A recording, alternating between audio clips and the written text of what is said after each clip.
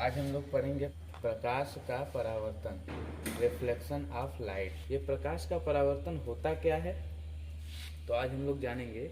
जैसे समझते हैं, जैसे मान लीजिए ये हमारा शीशा है जिसमें हम लोग मुंह देखते हैं। यहाँ से हमने लाइट बारा, यहाँ से हमने लाइट बारा, ठीक है। यहाँ से जब हम लाइट बारेंगे तो ये प्रकाश जब जाएगा तो ये शीशा है, ठीक है। तो ये शीशा है, तो अब यहाँ से क्या होगा कि ये परावर्तित हो जाएगा। परावर्तित होकर के वापस जिधर से हम लोग बारे हैं इधर चला आया, ठीक है। तो इसी को हम लोग क्या कहेंगे, प्रकाश का परावर्तन। इस घटना को कहेंगे प्रकाश का परावर्तन, ठीक है। तो इसको और विस्तार में समझते हैं। मान लीजिए ये है हमारा कांच, ठीक है। ये है हमारा कांच, ये है कांच। अब इस पर हम लोग आपतित करेंगे प्रकाश की किरण। प्रकाश की किरण का मतलब जो एक निश्चित बिंदु से शुरू होकर के अनंत तक सीधे जाता है, वही है किरण, ठीक है। तो यहाँ मान लीजिए कि ये है हमारा बल्ब, ठीक है। ये है हमारा बल्ब और यहाँ से हम प्रकाश को आपतित किए, ठीक है। यहाँ से हम प्रकाश को भेजे हैं, यहाँ से हम लाइट बार करके प्रकाश को भेज रहे हैं। और ये चिकना तल है शीशे का, ठीक है। ये शीशे का चिकना तल है जिसके नीचे कलई किया गया है, ठीक है। तो अब यहाँ जब यहाँ से प्रकाश जब निकल करके जब आएगा यहाँ, तो यहाँ से ये आर पार नहीं होगा, ठीक है, क्योंकि ये परावर्तक तल है। शीशा क्या है, परावर्तक तल है। अब यहाँ से ये वापस उसी माध्यम में चला जाएगा, ठीक है। जैसे ये विरल माध्यम से हम लोग प्रकाश डाले हैं, जिस माध्यम से डाले हैं पुनः उसी माध्यम में चला गया। तो बस यही घटना जो है प्रकाश का परावर्तन है, ठीक है। इसके बीच में हम एक लाइन खींच देते हैं जिसको बोलते हैं अभिलंब, ठीक है। जिसको क्या बोलते हैं, अभिलंब। होता क्या है कि ये आपतित किरण है, ठीक है। इसको हम लोग क्या बोलेंगे, आपतित किरण, आपतित किरण, ठीक है। और इसको परावर्तित किरण, ठीक है। तो आपतित किरण यहाँ जब जा रही है दर्पण पर, तो अभिलंब के बीच में, अभिलंब और आपतित किरण के बीच में एक कोण बनता है, ठीक है। और इधर परावर्तित किरण और अभिलंब के बीच में भी एक कोण बनता है, ठीक है। इस कोण के बारे में हम लोग आगे बात करेंगे, ठीक है। अब इसका नियम भी होता है। इसी घटना को हम लोग बोलते हैं प्रकाश का परावर्तन, ठीक है। ये हेडिंग जो है प्रकाश का परावर्तन, बस इसी घटना को हम लोग प्रकाश का परावर्तन बोलते हैं। कि लाइट जब भी हम किसी पारदर्शी तल पर जब फोकस करेंगे, बारेंगे या जलाएंगे, जब भी कोई भी किरण चिकने तल पर आरोपित करेंगे, वो उसी माध्यम में वापस लौट जाएगी, ठीक है। इसे आप लोग लिख सकते हैं ऐसे कि जब प्रकाश की किरण किसी चिकने तल पर आपतित होती है, तो उस तल से टकराकर पुनः उसी माध्यम में वापस लौट जाती है। इस घटना को प्रकाश का परावर्तन कहते हैं, ठीक है। इस तरह से आप लोग लिख सकते हैं। चलिए आगे चलते हैं। प्रकाश के परावर्तन का नियम होता है, ठीक है। वो दो नियम होता है। प्रकाश के परावर्तन का दो नियम होता है।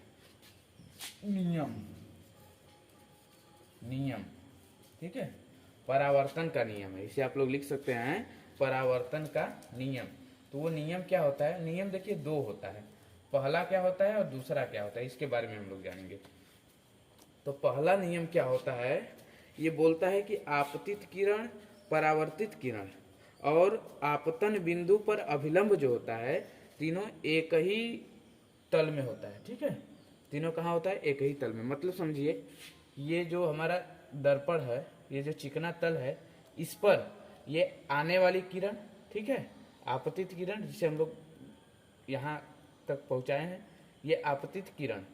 और ये जाने वाली परावर्तित किरण, ठीक है, ये कहाँ मिली है, यहाँ। इस बिंदु को हम लोग आपतन बिंदु बोलते हैं। क्या बोलते हैं, आपतन बिंदु बोलते हैं, ठीक है। अब ये आपतित किरण, परावर्तित किरण कहाँ मिली है, आपतन बिंदु पर। और ये बिचवा में एक ठो है अभिलंब, ठीक है। तो ये अभिलंब भी कहाँ है, आपतन बिंदु पर, ठीक है। तो तो बस इसी को बोला गया है कि आपतित किरण, परावर्तित किरण और अभिलंब तीनों कहाँ हैं? एक ही बिंदु पर, जिस बिंदु का क्या नाम है? आपतन बिंदु। ठीक है, तो इसे हम लोग ऐसे लिख सकते हैं कि आपतित किरण, परावर्तित किरण तथा आपतन बिंदु पर, आपतन बिंदु पर अभिलंब, ये तीनों एक ही तल में होते हैं। ठीक है, तो ये हो गया पहला नियम। आपतित किरण, परावर्तित किरण, आपतन बिंदु पर अभिलंब तीनों एक ही तल में होते हैं। ठीक है, तो ये पहला नियम हो गया। अब जो है दूसरा नियम क्या है कि आपतन कोण परावर्तन कोण के बराबर होता है।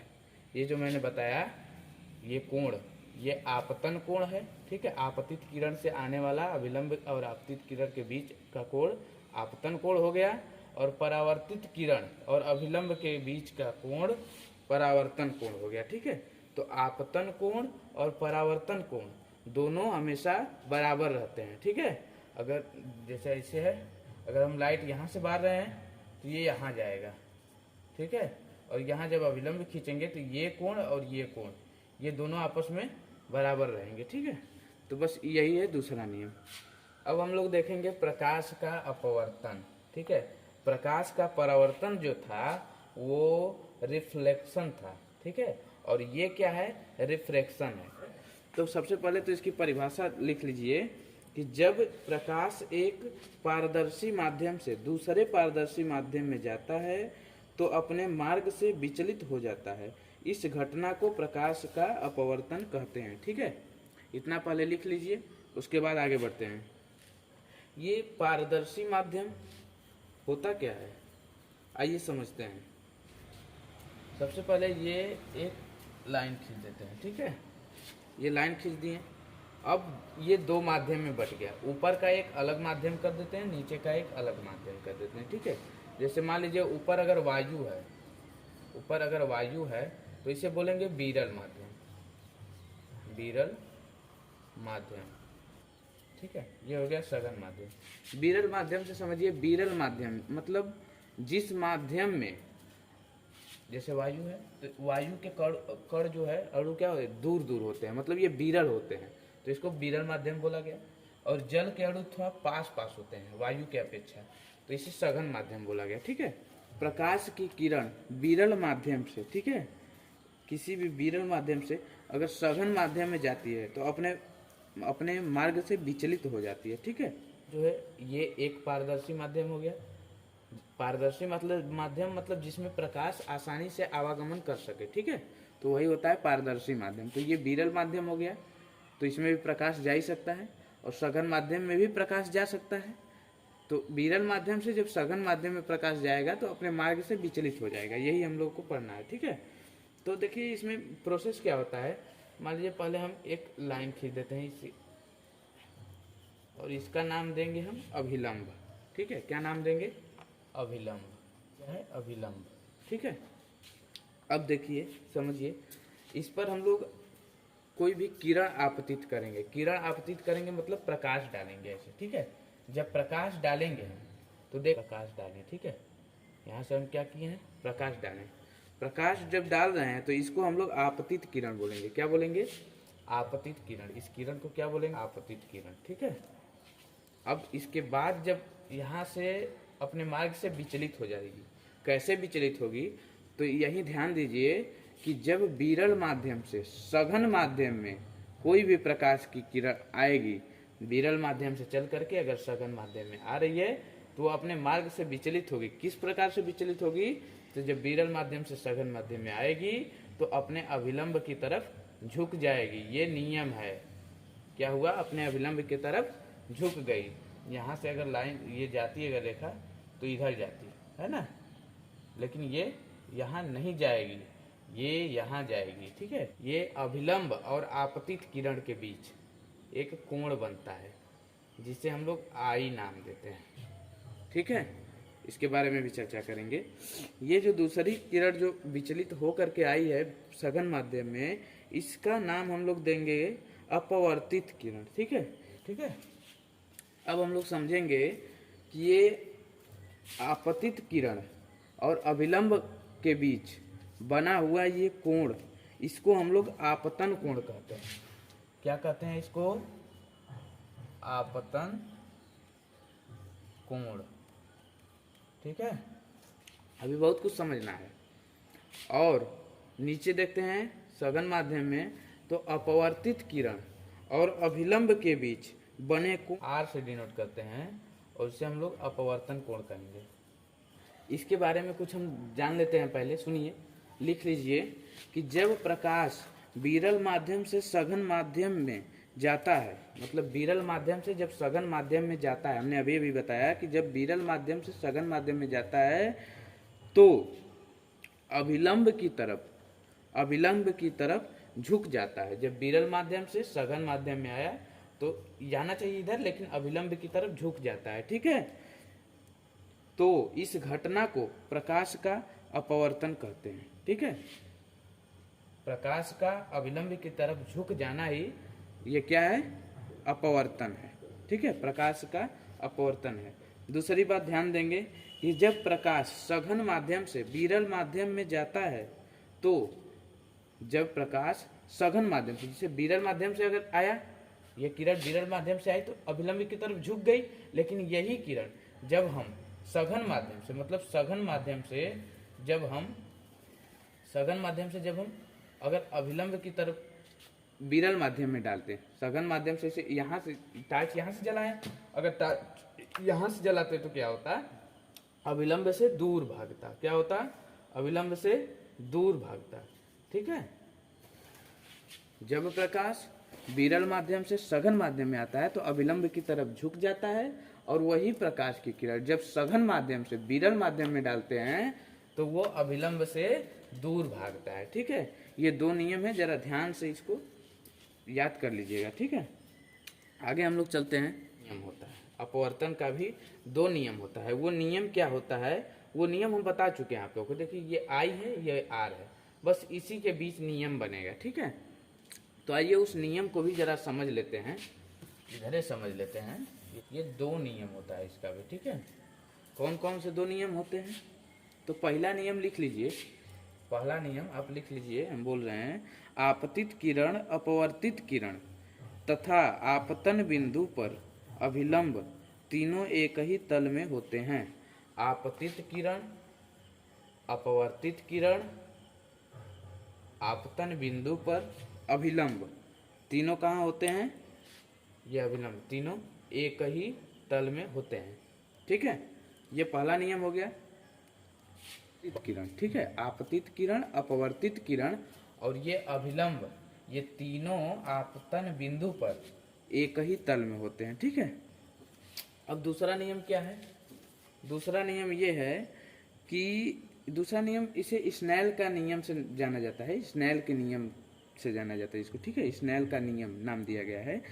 किसी भी दो माध्यमों के लिए आपतन कोण और अपवर्तन कोण, ये दोनों जो है इसका एक नियतांक होता है। जैसे समझते हैं, आपतन कोण, ये जो आपतन कोण है और ये अपवर्तन कोण जो है, ठीक है, इसमें अनुपात होता है। उसे ही हम लोग क्या कहते हैं? स्नेल का नियम कहते हैं। इसको अच्छे से आप लोग लिख लीजिए। किसी दो माध्यमों के लिए आपतन कोण की ज्या, आपतन कोण की ज्या, आपतन कोण की ज्या मतलब ये जो आई है इसे हम लोग क्या बोल सकते हैं? साइन आई। ठीक है, साइन को ही बोलते हैं ज्या।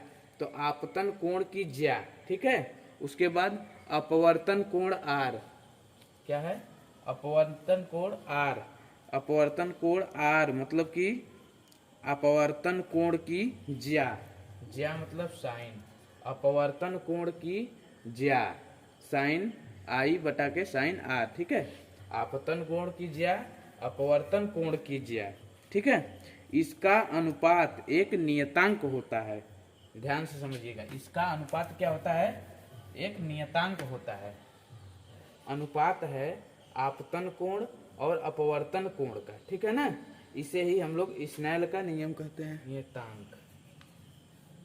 ठीक है, नियतांक के बराबर बोलेंगे। n बराबर लिख लीजिए,